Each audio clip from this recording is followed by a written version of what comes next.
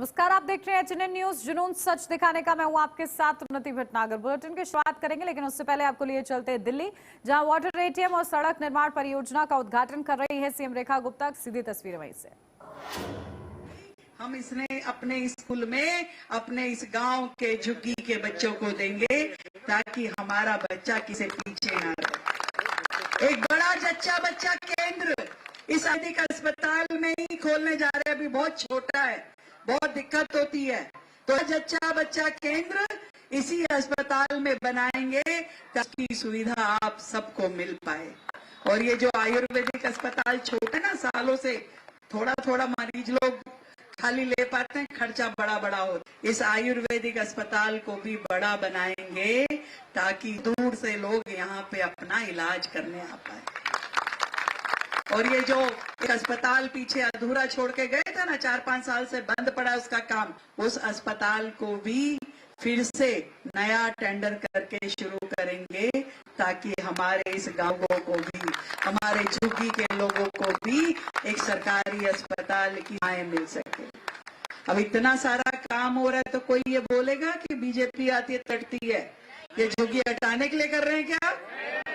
जोर से बोलो। ये आप लोगों का जीवन स्तर बढ़ाने के लिए कर रहे हैं। पर इसमें ये बात ध्यान रखना है कि ये जो नया नया बसाते जाते हो ना, अभी ये सड़क चौड़ा करना है।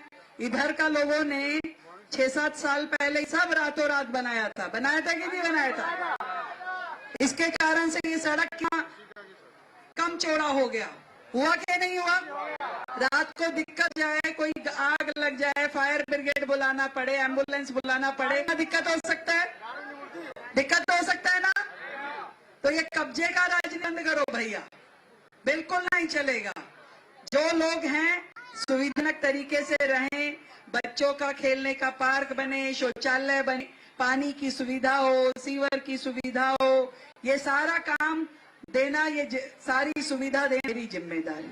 परंतु आपके कारण से तो दिल्ली वासियों को बेहतर सुविधा देती हुई नजर आ रही हैं सीएम रेखा गुप्ता। और आप बढ़ते हैं आगे और चर्चा की शुरुआत करेंगे एक खास मुद्दे पर, जहां बात उत्तर प्रदेश की होगी, क्योंकि समाजवादी पार्टी के राष्ट्रीय अध्यक्ष अखिलेश यादव ने लखनऊ में सीएम योगी की जन आक्रोश पदयात्रा को लेकर बीजेपी पर निशाना साधा है। सीएम योगी आदित्यनाथ पर तंज कसते हुए अखिलेश यादव ने कहा कि इतनी भीषण गर्मी में लखनऊ में पदयात्रा हो रही थी, लेकिन किसी ने काला चश्मा नहीं लगाया था। पदयात्रा एक प्रैक्टिस थी, इनको विपक्ष में ऐसे ही पदयात्रा करनी पड़ेगी। सपा के मुखिया ने कहा कि बीजेपी अपने ही बनाए कानून पर संघर्ष कर रही है। बीजेपी ही महिला आरक्षण रोकना चाहती है। सामाजिक न्याय के लिए पीडीए सरकार जरूरी है। इतिहास में पहली बार एक समाजिक सरकार को हराने जा रहा है वो पीडीए। हाल में जो ऐतिहासिक लोकतंत्र की जीत हुई, उसके लिए जनता का धन्यवाद और गठबंधन के सभी दलों का धन्यवाद। अखिलेश यादव ने आगे कहा कि हम सब महिला आरक्षण के पक्ष में हैं। कोई इसे रोकना चाहता है तो वो बीजेपी है। जब गिनती से आरक्षण मिल रहा है, जब तक गिनती नहीं होगी तब तक आरक्षण कैसे मिलेगा? बीजेपी सरकार में संवैधानिक पर बैठे लोग भी उनका प्रचार कर रहे हैं, इनका प्रोपेगेंडा चला रहे हैं। की पदयात्रा हो रही थी लखनऊ में, और इतनी भीषण गर्मी में कोई काला चश्मा नहीं लगाया था।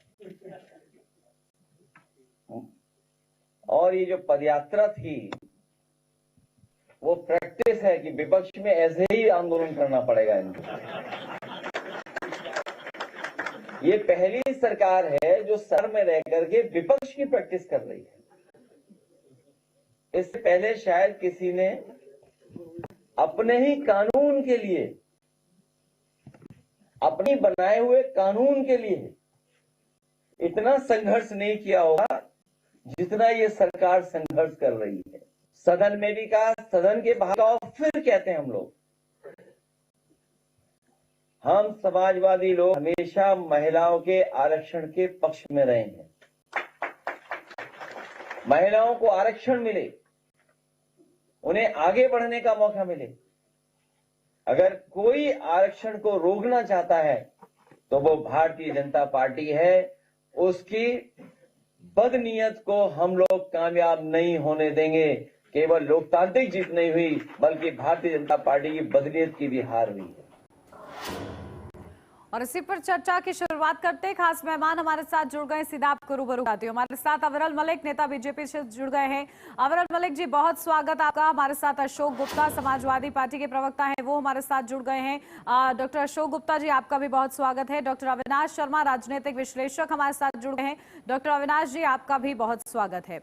और शुरुआत आपके साथ करूंगी डॉक्टर अविनाश जी, क्योंकि देखिए जिस तरीके से ये कहा जा रहा है कि विपक्ष में बैठने की तैयारी कर रहा है पक्ष, क्योंकि कल जन आक्रोश पद यात्रा निकाली गई सीएम योगी आदित्यनाथ की अगुवाई में, और सीधा सीधा निशाना ये भी साधा गया कि यही महिला विरोधी है, यही महिला आरक्षण नहीं लागू करना चाहते थे। और जिस तरीके से ये आरोप प्रत्यारोप चल रहा है, 2027 की सियासत किस तरीके से साधता हुआ सत्ता पक्ष और विपक्ष नजर आ रहा है? देखिए उन्नति जी, ये पूरा देश जानता है कि महिला जो आरक्षण विधेयक था, नारी शक्ति वंदन जो अधिनियम था, उसका विरोध किसने किया?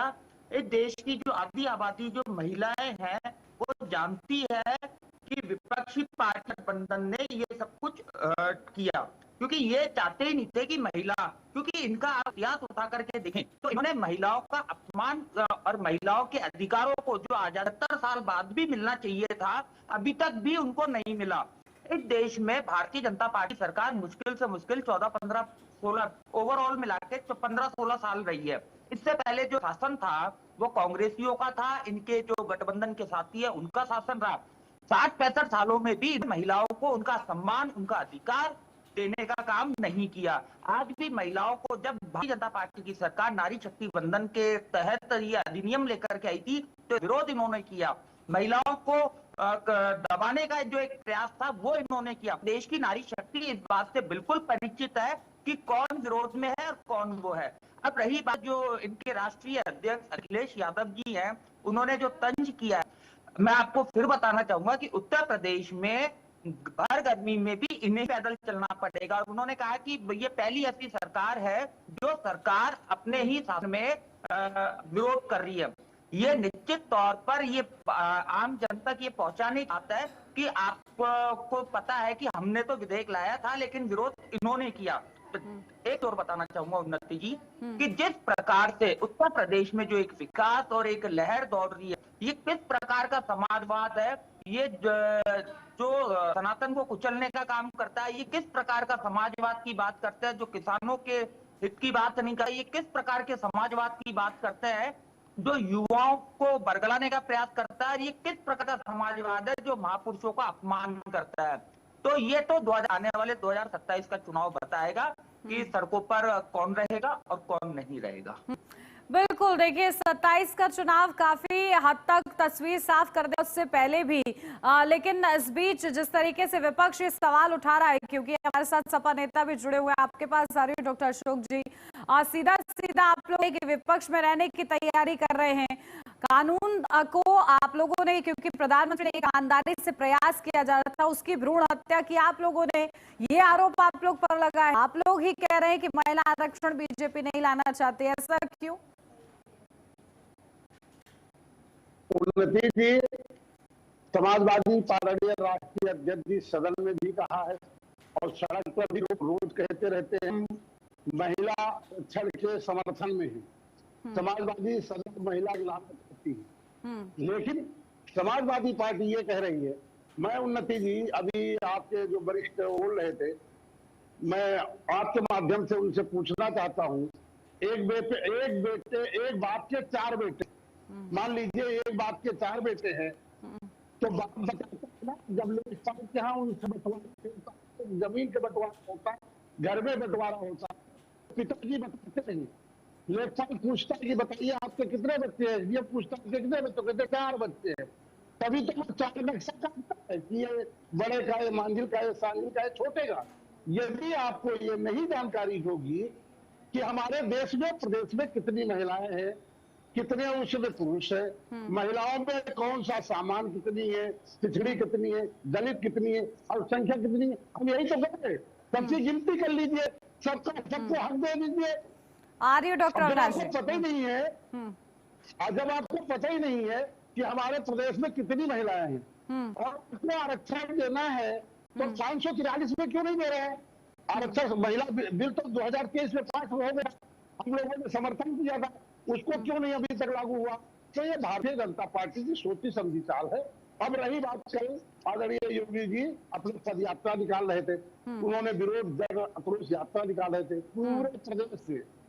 पूरे प्रदेश से महिलाओं को बरगला करके, पूरे प्रदेश से हमारे शिक्षा मित्रों को, पंचायत मित्रों को, आंगनबाड़ियों को इस तपती हुई धूप में 50-55 डिग्री में उनको ला करके पद यात्रा करके जा रहे थे। हमारी बहनों को सम्मान दिया जाता कि तुम्हें नौकरी मिलेगी, तुम्हें पैसा मिलेगा। ठीक है डॉक्टर अविनाश जी, पहले जल्दी से आप उस बात का जवाब दीजिए, क्योंकि देखिए उन्होंने ये कहा है कि इसके पीछे सोच क्या थी।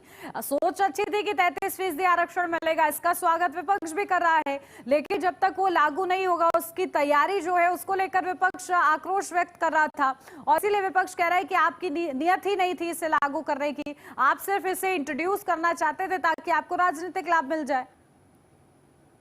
देखिए उन्नति जी, ये कोई राजनीतिक लाभ की बात नहीं है। मैं आपको फिर बता दूं, ये बात बिल्कुल ठीक थी। तो सरकार ने 2011 का जो सेंसस था उसको आधार माना, और क्योंकि जो हमारा सेंसस 2021 में होना था, कोरोना की वजह से वो नहीं हो पाया। ये बात बिल्कुल ठीक है कि डिलिमिटेशन से पहले, परिसीमन से पहले सेंसस जब ये, तो सरकार ने 2011 को आधार मानकर, और क्योंकि उन्नति जी आज के 75 साल के बाद भी महिलाओं को अपने अधिकारों के लिए वंचित रहना पड़ेगा। हम किस और हमारे देश की बात करते हैं? आज भी हमारी देश की महिलाओं को अगर आरक्षण नहीं मिलता, अपना अधिकार नहीं मिलता 33% का, तो हम किस ओर जा रहे हैं?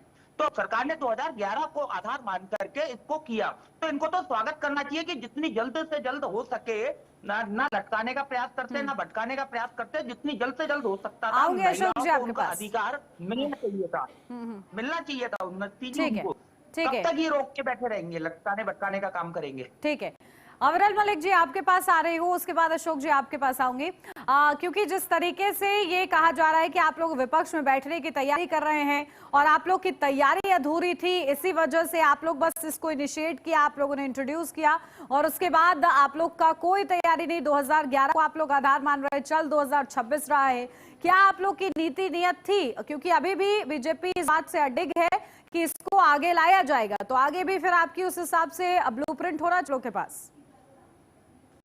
देखिए अखिलेश जी अपने विचार रख रहे हैं, अपना विषय रख रहे हैं, लेकिन जो सत्ता है वो ये है, जनता के बीच में जाना अनिवार्य है, जनता के बीच में जाना आवश्यक है, और हम निश्चित रूप से जनता के मध्य जाएंगे, सड़कों पर उतरेंगे, गरीब के बीच जाएंगे, बेटियों के बीच जाएंगे, महिलाओं के बीच जाएंगे और स्पष्ट करने का पूर्ण रूप से काम करेंगे। इस तरीके से अगर अपोजिशन हमारा साथ देता है इस विषय में, तो कितना लाभ बहन बेटियों को राजनीति में है, राजनीति से जुड़ना चाहती हैं, सांसद विधायक बनना चाहती हैं, सदन में जाना चाहती हैं, उन्हें काम से लाभ होता है, और नारी शक्ति की आवाज उठाने का काम बहन बेटियां सदन में स्पष्ट रूप से बैठती। तो इस विषय को जनता के मध्य जाके हम रखेंगे, इसमें कौन से ये एक तरीके से समस्या है। और जहां तक विषय लोकतंत्र का, तो लोकतंत्र में सत्ता हो चाहे विपक्ष हो, अल्टीमेटली जब इलेक्शंस आते हैं सबको अल्टीमेटली जनता के मध्य जाना होता है, लेकिन हम उस समय ना जाके हमेशा ही जनता के मध्य में रहते हैं, 24/7 जनता के बीच रहते हैं, और यही एक सरकार का एक सत्ता में रहने का रूप से दायित्व है कि बहन बेटियों को जागरूक किया जाए इस विषय को लेकर। जिस तरीके से उनका हक मारने का काम विपक्ष की असहमति के कारण हुआ, जबकि हमने तो स्पष्ट कहा, अखिलेश यादव जी की पूर्ण रूप से माने मोदी जी ने पूर्ण रूप से तारीफ की और अच्छा मित्र बताया, अच्छा दोस्त बताया, और धर्मेंद्र यादव जी की बहुत तारीफ की। हम समाजवादी पार्टी हो, कांग्रेस पार्टी, कोई भी राजनीतिक दल हो, अल्टीमेटली सब एक भारतीय हैं, और भारतीय होने के नाते बहन बेटियों का लाभ कैसे हो इसकी इन्हें सोचनी चाहिए थी, जो कि नहीं सोची गई, और मैं समझता हूँ बहुत ही दुखद है। और जनता निश्चित रूप से समय आने पे चुनाव में इन राजनीतिक दलों को पूर्ण रूप से जवाब देगी। ठीक है, 27 में कौन किसको क्या जवाब देगा ये देखना होगा, इस पर चर्चा आगे भी जारी रहेगी। आप तीनों ही हमारे साथ बने रहिएगा। यार रुक रहे एक छोटे से ब्रेक के लिए, जल्द हाजिर होते हैं।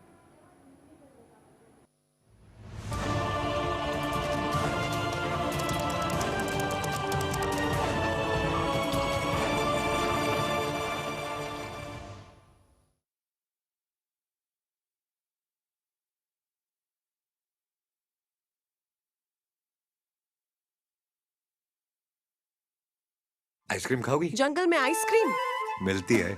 समर कूल रेफ्रिजरेटर, आप अपनी ड्यूटी निभाओ, ये अपनी ड्यूटी निभाएगा। समर कूल, लाइफ बनाए वंडरफुल। गोल्डी छोले मसाले, जहाँ जाए रिश्ते बनाए। गोल्डी लाए हैं फ्रेश लॉक टेक्नोलॉजी, जो रखे मसालों को हर समय फ्रेश। फर्स्ट टायर्स को चेंज करो, बड़ी स्लिपरी हैं। थर्मोकूल वॉशिंग मशीन। थर्मोकूल, इंडिया का नया अंदाज। अबे घोचू, जी के स्ट्रॉन्ग करने का अथा इंडिया को मालूम है। पेट सफा, हर रोग दफा। देख चका। देवभूमि उत्तराखंड, जहां प्रकृति की अनुपम सुंदरता और अध्यात्म की दिव्य ऊर्जा एक साथ अनुभव होती है। ये वही पावन भूमि है जहां हर वर्ष लाखों श्रद्धालु दिव्य चारधाम यात्रा में शामिल हो आस्था, श्रद्धा और आत्मिक शांति की अनूठी अनुभूति प्राप्त करते हैं। इसी पावन भूमि पर आरंभ हो रही है चार धाम यात्रा 2026, जिसका शुभारंभ 19 अप्रैल को श्री यमुनोत्री एवं श्री गंगोत्री धाम के कपाट खुलने के साथ होगा। इसके उपरांत 22 अप्रैल को श्री केदारनाथ धाम, 23 अप्रैल को श्री बद्रीनाथ धाम एवं 23 मई को श्री हेमकुंड साहब के कपाट श्रद्धालुओं के लिए खोल दिए जाएंगे। प्रधानमंत्री श्री नरेंद्र मोदी के मार्गदर्शन और मुख्यमंत्री श्री पुष्कर सिंह धामी के नेतृत्व में उत्तराखंड में धार्मिक पर्यटन और चार धाम यात्रा से जुड़ी आधारभूत सुविधाओं का लगातार विस्तार हुआ है। उत्तराखंड सरकार द्वारा चार धाम यात्रा के सफल, सुगम और सुव्यवस्थित संचालन हेतु व्यापक तैयारियां की गई हैं। श्रद्धालुओं के लिए पंजीकरण अनिवार्य है। यात्री रजिस्ट्रेशन एंड touristcare.uk.gov.in पोर्टल या टूरिस्ट केयर उत्तराखंड ऐप के माध्यम से पंजीकरण, यात्रा पास, मौसम अपडेट, रूट मैप, होटल और हेल्पलाइन जैसी सुविधाओं की जानकारी प्राप्त कर सकते हैं। तीर्थ यात्रियों की सुविधा हेतु आपातकालीन स्थिति के लिए हेल्पलाइन नंबर 01351364 जारी किया गया है। चार धाम यात्रा हेतु हेलीकॉप्टर सेवा के लिए हेली सेवा लिंक के जरिए बुकिंग सुविधा भी दी गई है। यात्री हेलीकॉप्टर बुकिंग या होटल बुकिंग केवल अधिकृत और सरकारी प्लेटफॉर्म के माध्यम से ही करें। चार धाम यात्रा को सुरक्षित और सफल बनाने के लिए सभी श्रद्धालु यातायात नियमों और स्थानीय एवं मंदिर प्रशासन से जुड़े सभी नियमों का पालन अवश्य करें। साथ ही धामों की स्वच्छता और पवित्रता के सम्मान का भी विशेष ध्यान रखें। आइए चार धाम यात्रा 2026 में आस्था के इस महापर्व का हिस्सा बने।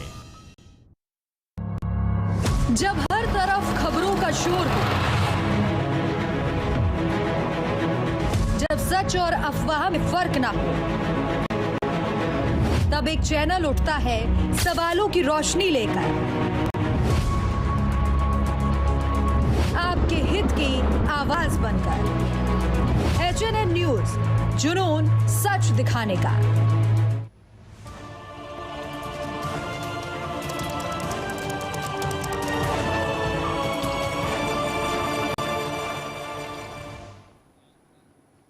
ब्रेक के बाद स्वागत है आपका। बढ़ते हैं आगे। लगातार चर्चा जारी है कि उत्तर प्रदेश की सियासत में जिस तरीके से महिला आरक्षण के गिरने के बाद आरोप प्रत्यारोप का सिलसिला जारी है, उसको लेकर पदयात्रा पर भी आरोप प्रत्यारोप हो रहे हैं और इसी को लेकर चर्चा। खास मेहमान हमारे साथ बने हुए, सीधे का रुख करते हैं।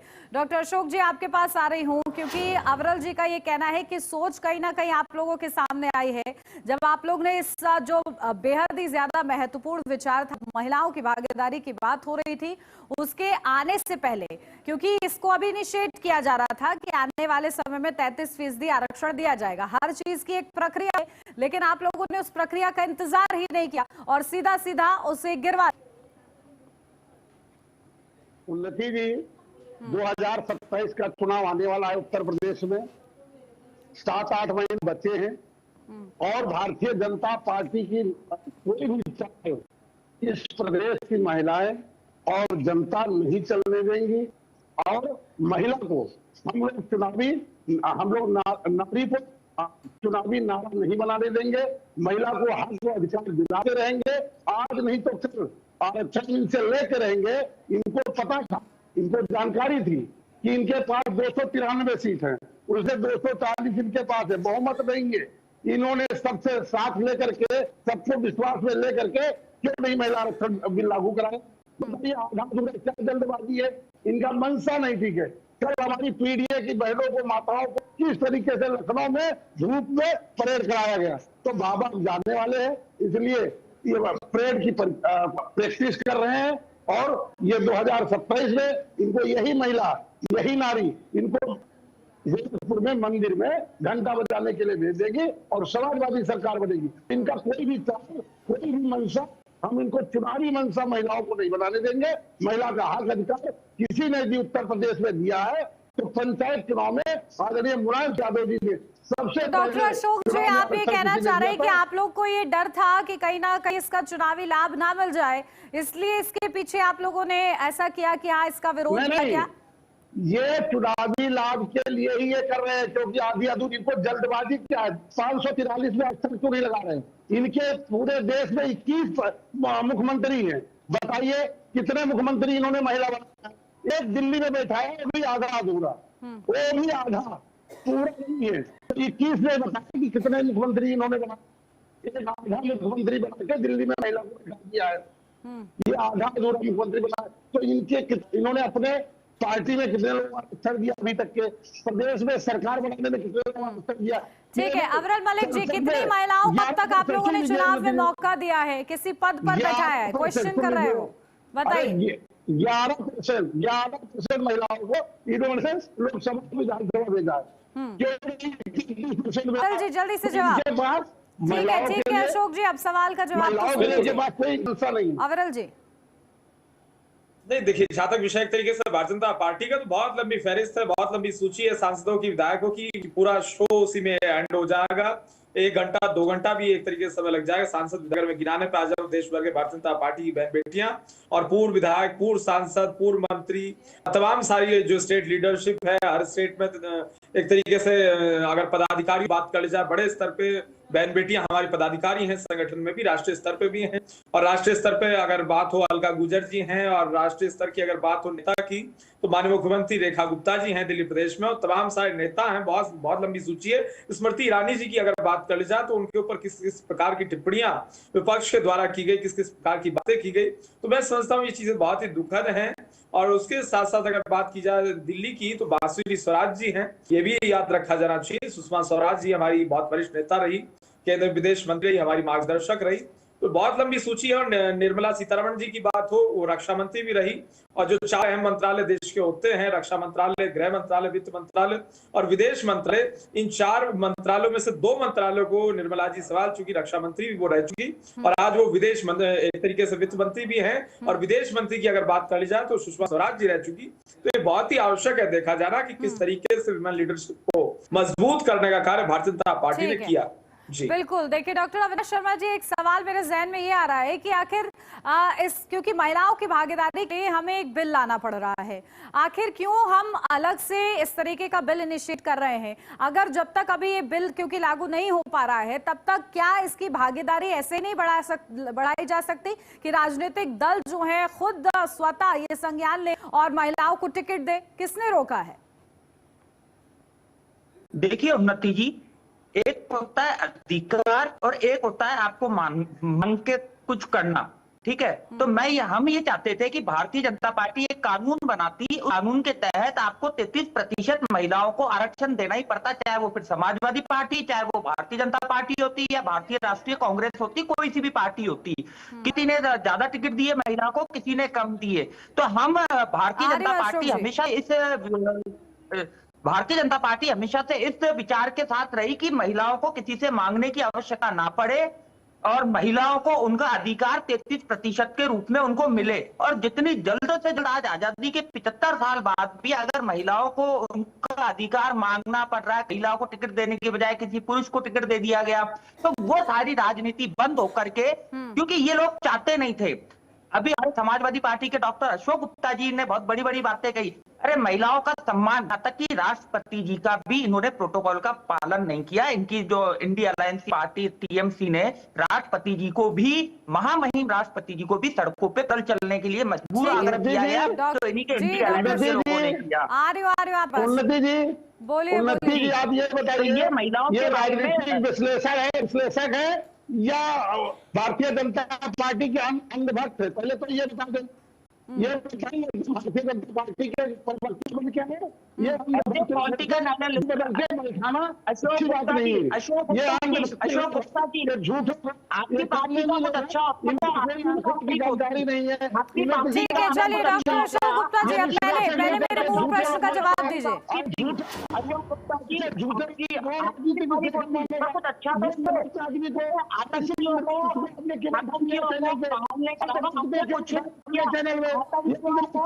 के अलावा कुछ नहीं किया।